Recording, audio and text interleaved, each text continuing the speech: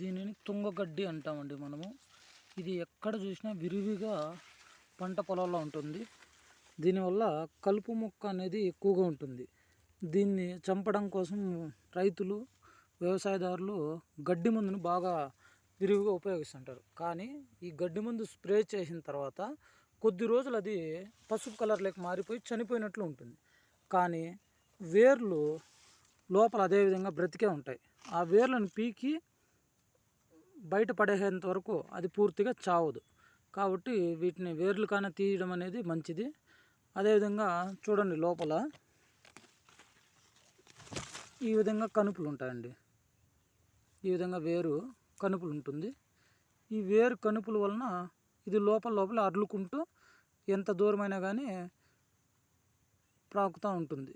కాబట్టి వేర్లు కానీ తీసేయడం మంచిది. గడ్డి మందుని వీలైనంత వరకు తగ్గించడం చాలా మంచిది భూమికి.